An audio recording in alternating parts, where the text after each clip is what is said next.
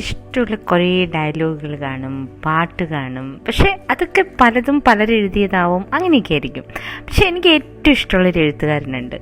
എനിക്കിഷ്ടമുള്ള മിക്ക ഡയലോഗുകൾ അല്ലെങ്കിൽ പാട്ടുകൾ അതൊക്കെ അന്വേഷിച്ച് തിരിച്ചു ചെല്ലുമ്പോൾ അത് ഒരേ ഒരാൾ തന്നെയാണ് എഴുതിയെന്ന് അറിയുമ്പോൾ ഒരു സന്തോഷമില്ലേ. ഉദാഹരണത്തിന് ഏറ്റവും റൊമാൻറ്റിക്, ആദ്യം കേട്ടപ്പോൾ തന്നെ ഈശ്വരാ ഇത് എന്തൊരു പാട്ടാണ്, നമ്മുടെ മനസ്സ് തന്നെയല്ലേ എഴുതിയിട്ടിരിക്കുന്നത്, ഇതിലും മനോഹരമായി എങ്ങനെയാണ് നമ്മൾ ഏറ്റവും സ്നേഹത്തിൽ അണിഞ്ഞു നിൽക്കുന്ന നിമിഷത്തെ എഴുതാൻ കഴിയുക എന്ന് എൻ്റെ മനസ്സിൽ തോന്നിയൊരു പാട്ടുണ്ട്. അത് കുറച്ച് ലൈൻസ് ഇങ്ങനെയാണ്. ഹംനെ ജബ് ദേഖേ ഥേ സുന്ദർ കോമൾ സപ്നെ फूल सितारे पर्वत बादल सब लगते थे अपने और इस पल में कोई नहीं है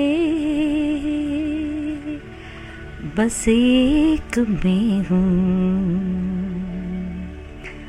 बस एक तुम हो कुछ ना कहो. ഇതിനപ്പുറം എന്താണ് സ്നേഹം, പ്രണയം, ആത്മസാക്ഷാത്കാരം?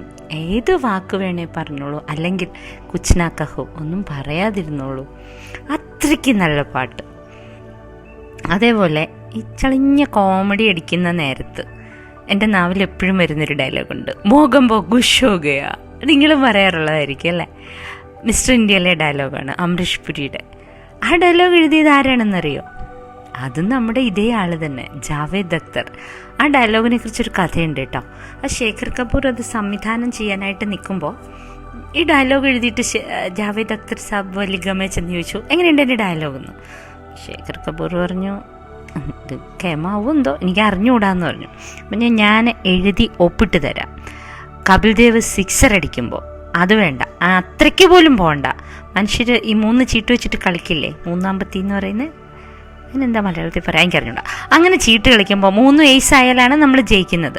ആ 3 എയ്സ് ആകുമ്പോൾ അപ്പോഴും അവൻ ഇതേ ഡയലോഗായിരിക്കും പറയുന്നത്, മോഗംബോ ഖുഷ് ഹോ ഗയാ. ഞാൻ ഈ 2 കാര്യത്തിലും അല്ല പറയുന്നത്, എനിക്ക് എന്തെങ്കിലും ഭയങ്കരമായി സന്തോഷം അങ്ങനെ അടിച്ചു തകർത്ത് വന്നാൽ അറിയാണ്ട് വരുന്ന മോഗംബോ ഖുഷ് ഹോ ഗയാ.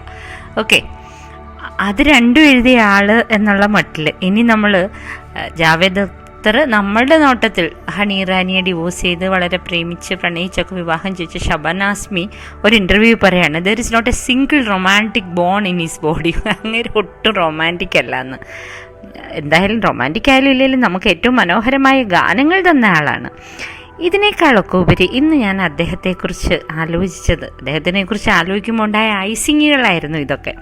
അദ്ദേഹത്തിൻ്റെ ഒരു ഇൻ്റർവ്യൂ ഒരിക്കലും ഞാൻ വായിക്കേണ്ടായി, ഞാനിപ്പോൾ തപ്പിയെടുത്തു. അത് ഫസ്റ്റ് പോസ്റ്റിൽ വന്നൊരു ഇൻ്റർവ്യൂ ആണ്. അത് നമ്മൾ അടുത്തിടെ, ഇനി കുറച്ച് ഗൗരവമുള്ള കാര്യമാണ് കേട്ടോ ഈ ശുഭരാത്രി നേരത്തിൻ്റെ മനസ്സിലുള്ളത്.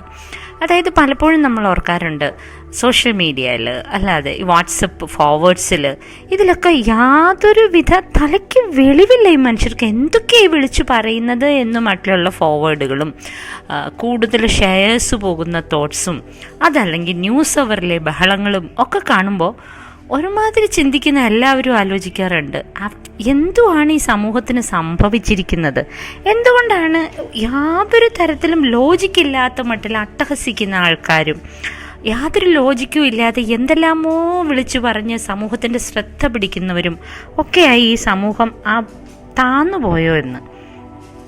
ഇതിന് ജാവേദ് അക്തർ സാബ് പറഞ്ഞിരുന്ന ഒരു മറുപടിയുണ്ട്. അദ്ദേഹത്തിന് റിച്ചാർഡ് ഡോക്സൺ അവാർഡ്, അതായത് സമൂഹത്തിൻ്റെ ഏറ്റവും സെക്യുലറിസം, റാഷണലിസം, അപ്രോൾഡിങ് സയൻറ്റിഫിക് ട്രൂത്ത് ഇതെല്ലാം ചെയ്തതിന് വേണ്ടി അവാർഡ് കിട്ടിയ ഇടയ്ക്ക് അദ്ദേഹത്തിൻ്റെ ഫസ്റ്റ് പോസ്റ്റിലൊരു ഇൻ്റർവ്യൂ വന്നു. അതിലാണ് അദ്ദേഹം ഇത് പറയുന്നത്. അദ്ദേഹം പറയുന്നത്, എനിക്ക് പത്മശ്രീ അദ്ദേഹത്തിന് കിട്ടിയിട്ടുണ്ട്, പത്മഭൂഷൺ കിട്ടിയിട്ടുണ്ട്. അദ്ദേഹം പറയുന്നത്, ഈ അവാർഡ് തീർച്ചയായിട്ടും എനിക്ക് ഒരുപാട് വിലപ്പെട്ടത് തന്നെയാണ്. വിലപ്പെട്ടതാകുന്നത് എന്തുകൊണ്ടാണെന്ന് വെച്ച് കഴിഞ്ഞാൽ, ഇതെന്തിനെയാണോ നിലനിർത്തുന്നത്, ഇങ്ങനെ സെക്യുലറിസം, സയൻറ്റിഫിക് ട്രൂത്ത് ഇതൊക്കെ വേണ്ടി നിലനിൽക്കുന്ന ഒരാൾക്ക് നൽകുന്ന അവാർഡ് എന്ന നിലയ്ക്ക് ഇതെനിക്ക് വളരെയധികം ഇഷ്ടപ്പെട്ടത് തന്നെയാണെന്ന്.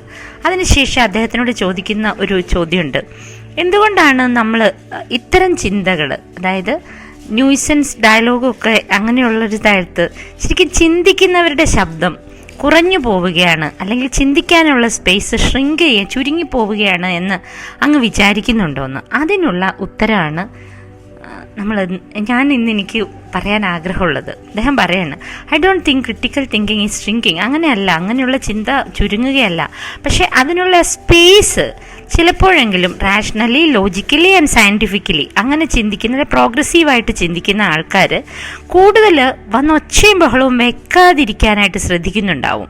കാരണം പണ്ടൊക്കെയുള്ള ചർച്ചാവേദികൾ കുറെ കൂടി തുറന്നതായിരുന്നു. നിങ്ങൾ ആരോടാണ് സംസാരിക്കുന്നത്, എങ്ങനെയാണ് സംസാരിക്കുന്നത് എന്നതിന് കുറെ കൂടി മാനദണ്ഡങ്ങളുണ്ടായിരുന്നു.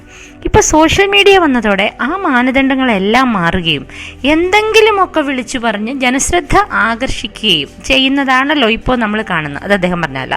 അദ്ദേഹം പറയുന്നത് റാഡിക്കലായി ചിന്തിക്കുക എന്നത് സമൂഹത്തിൻ്റെ ഏറ്റവും കൂടുതൽ വിഭാഗവും അങ്ങനെ തന്നെയാണ് ചിന്തിക്കുന്നത്. പക്ഷേ അവരങ്ങനെ അല്ല ചിന്തിക്കുന്നത് എന്ന് വരുത്താനാണ് വളരെ ചെറിയ ശതമാനത്തിൽ എത്തി നിൽക്കുന്ന അങ്ങനെ അല്ലാത്തവരുടെ ശ്രമം. അതിൽ സമൂഹത്തിൻ്റെ മുഖ്യധാര എത്രത്തോളം വീഴുന്നു, എത്രത്തോളം പിടിച്ചു നിൽക്കുന്നു എന്നതിനെ ആശ്രയിച്ചായിരിക്കും നമ്മുടെ സമൂഹത്തിൻ്റെ മുന്നോട്ടുള്ള ഗതി എന്നത്. എത്ര കറക്റ്റാണല്ലേ? അദ്ദേഹത്തിനെ ഇഷ്ടപ്പെടുന്നു എന്നതിൽ ഞാൻ വീണ്ടും അഭിമാനം കൊള്ളുന്ന ഓരോ വാക്കുകളാണ് അദ്ദേഹം പറയുന്നത്. അദ്ദേഹത്തിൻ്റെ സിനിമയുടെ ഡയലോഗുകളും കൂടെ കേൾക്കുമ്പോഴാണ് ആ വെറൈറ്റി നമുക്ക് മനസ്സിലാകുന്നത്. ഹാത്തിമേര സാത്തിയൊക്കെ ഇരുന്ന് കഥ എഴുതി ഒപ്പിച്ചാണ് അദ്ദേഹം സിനിമയിലേക്ക് കടന്നു വന്നതെന്ന് മുതൽ അദ്ദേഹത്തിൻ്റെ ജീവചരിത്രം വായിച്ചാൽ മുമ്പ് സൽമാൻ പറഞ്ഞ പോലെ തന്നെ നമ്മൾ ആലോചിക്കും, ഈ എഴുതുന്ന ആളും പറയുന്ന ആളും ഇത്തരം ഡയലോഗ് എഴുതുന്നയാളും അതിന് വെറൈറ്റി എന്ന് പറയാനാണ് എനിക്കിഷ്ടം. ഇനി അങ്ങനെ അല്ലെങ്കിൽ ഒന്നും മിണ്ടാതിരുന്നാലോ? കുച്ച് നാ കഹോ. ശുഭരാത്രി.